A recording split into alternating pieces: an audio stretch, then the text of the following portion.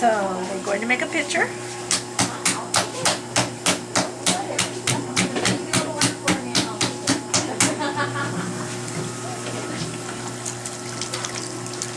Use the amount of clay that's comfortable for you guys. Don't like make a big jump.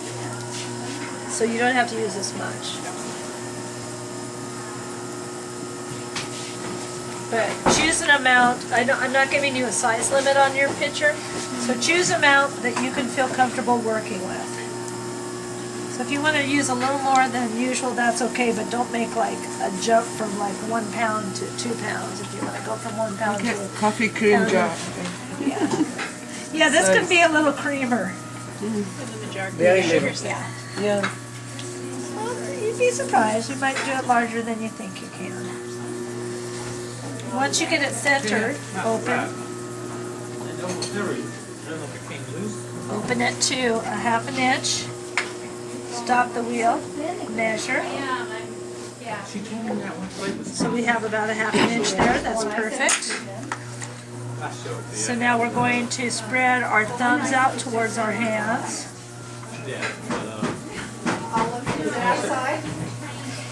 And what I find works really well for vertical shapes, because up until now you've been really mostly working with bowls. So now with a vertical shape, when you're coming upwards with your hands, you want to bring them straight up.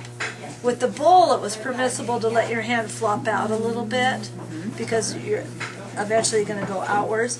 But with the pitcher, which is a vertical shape, you want to keep your hands coming straight up.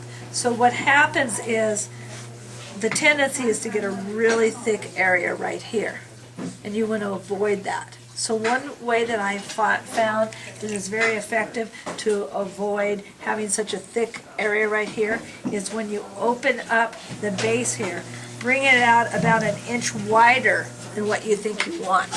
Because as you pull back up, you'll bring it back in, and then you'll have less material right here. So you're kind of tricking yourself doing it that way, but it works. So same thing that we've done with the bowl. Come from the 4 o'clock position towards the center and compress. And with the pitcher, you're not going to have a you're not so concerned about having a curve in the bottom here. It actually can even be just straight in the bottom. So make sure you compress towards the center. Do it about 5 times. Now I'm using a sponge to do that this morning or this afternoon.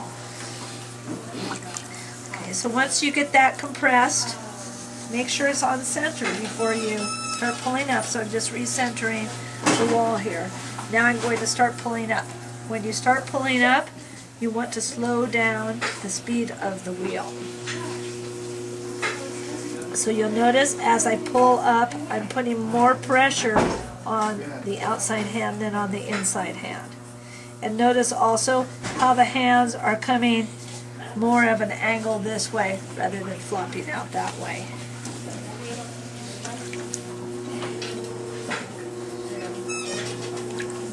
Add a little bit more water and continue to pull up. More pressure on the outside hand.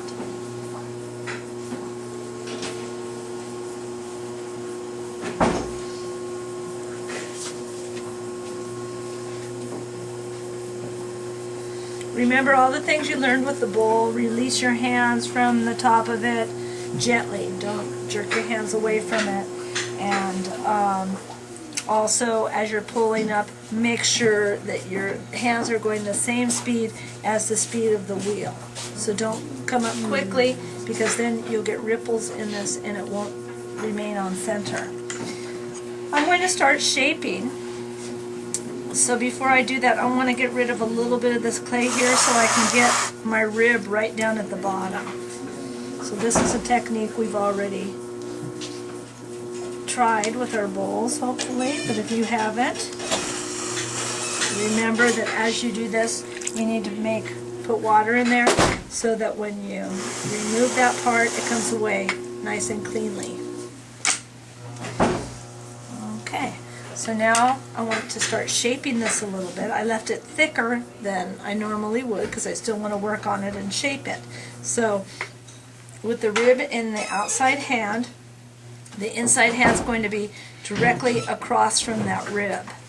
So you're holding this over at the 4 o'clock position, and we're going to have the wheel going even slower. Now when you're shaping, the wheel needs to be going at its slowest speed so far in the throwing. I'm going to add a little bit of water because it's a little dry on the inside and you want your hands to flow over it very effortlessly. So I'm pressing out from the inside, just right out into the rib. And I'm slowly moving the hand on the inside up as I move the rib on the outside up. Now I'm pressing more with the rib towards the inside, and then I'm flaring the top of it out a little bit over the top of the rib.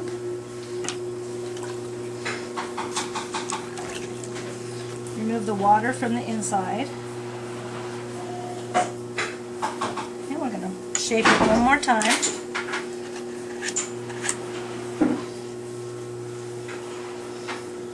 Mostly just to clean it up a little bit.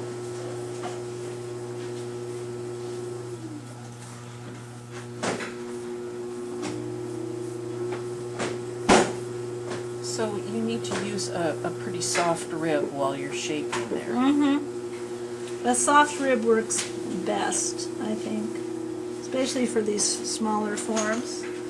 So I like the stiffer ribs when I'm making plates and things like that, but for curves like this, the softer ones. So this Cheryl Mud Tool in the yellow is really a good firmness, I think. It's pretty soft, but it's not like the red ones, which are really, really soft.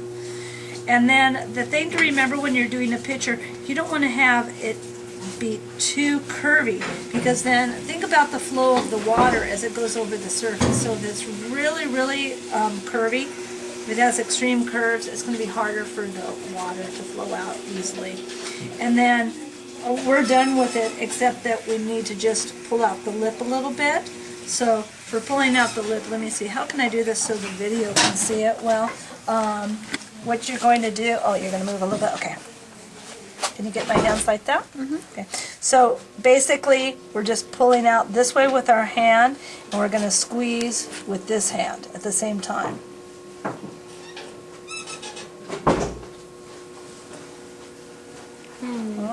So there's your pour lip on it.